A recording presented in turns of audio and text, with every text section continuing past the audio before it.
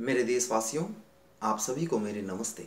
क्या आप जानते हैं, एक ऐसा धन हमारे राष्ट्र के अंदर प्रत्येक व्यक्ति के पास हुआ करता था कि जिसको कोई चुरा नहीं सकता, ना भाई बांट सकता है, ना आप किसी सगे संबंधी के साथ उसे बांट सकते हो। हाँ, यदि आप बांटना चाहो तो आपका बढ़े ही बढ़ेगा और दूसरों का भी बढ़ेगा। वह धन है शिक्षा का धन। आज हमारे राष्ट्र की जो शिक्षा व्यवस्था है, एजुकेशन सिस्टम है, वह बहुत ही कमज़ोर होता जा रहा है। हमारे देश के अंदर लाखों नहीं, करोड़ों नहीं, हमारे देश की लगभग 35 करोड़ जनसंख्या से अधिक अनपढ़ हैं।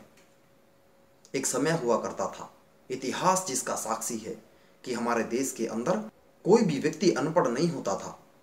8 वर्षों के बाद प्रत्येक बालक स्कूलों के अंदर पढ़ा करता था, विश्वविद्यालयों के अंदर पढ़ा करता था, जिसका साक्षी है तक्षशिला और नालंदा जैसे विश्वविद्यालय, जिसका गुणगान विदेशों के इतिहासकार भी करते हैं, जिसके अंदर पढ़ाया जाता था जैसे आज की मॉडर्न साइंस में पढ़ाते हैं फिजिक्स और केमिस्ट्री, ऐसे ही हमारे प्राचीन काल में शास्त्रों को पढ़ाया जाता था। जैसे आज MBBS पढ़ाते हैं, ऐसे ही पहले आयुर्वेद को पढ़ाया जाता था।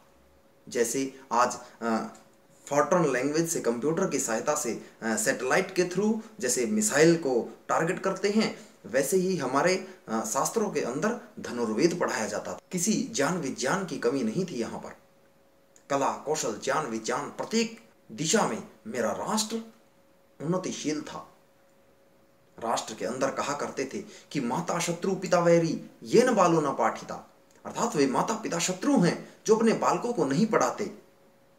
लेकिन आज हमारे पूर्वजों का यह राष्ट्र अनपढ़ता के अंधकार में जा रहा है। एक तरफ खुशी होती है कि मेरे राष्ट्र के अंदर लाखों लोग पढ़े लिखे हैं, PhD हैं, MTech हैं, BTech हैं, लेकिन दूसरी तरफ यदि आंकड़े देखें तो बड़े दुखदाई हैं।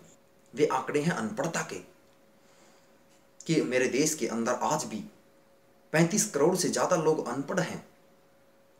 18 करोड़ बालक स्कूलों के अंदर दाखिला लेते हैं, लेकिन मात्र 2 करोड़ बालक ही पढ़ पाते हैं। बाकी 16 करोड़ कहाँ गए?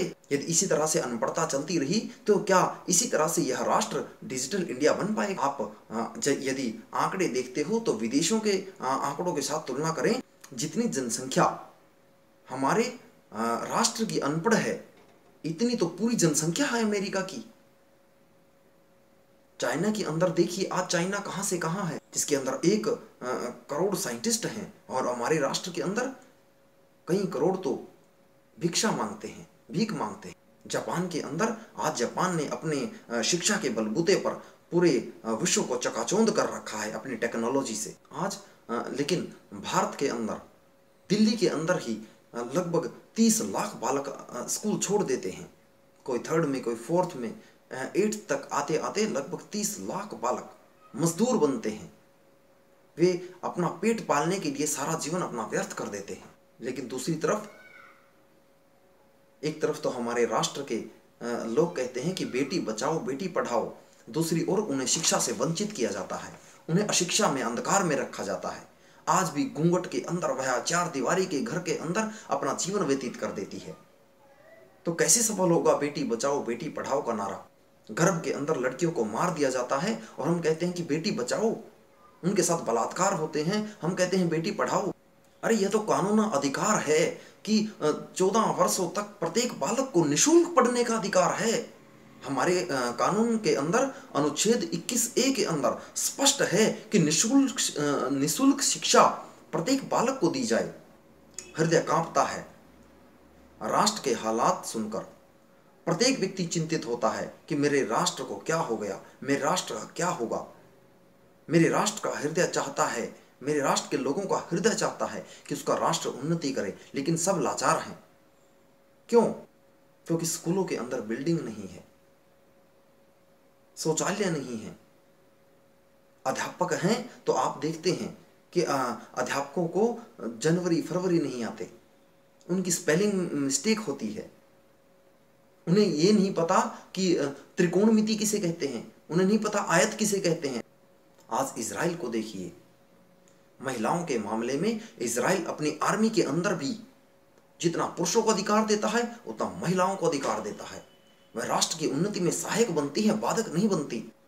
वह मिलिट्री के अंदर अपना सहयोग देती है राष्ट्र के प्रति, बिजनेस के अंदर वह पुरुषों से ज्यादा सहयोग देती है।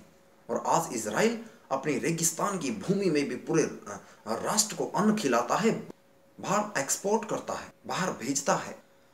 अरे वो तो गुलामी का काल था कि जब लोग ये कहते थे कि बैल उठाए हुए है पृथ्वी को। आज विज्ञान है, हर जगह विज्ञान है। आज सबको पता है कि यह प्राकृतिक आपदा है। क्यों? क्योंकि शिक्षा है, विज्ञान है।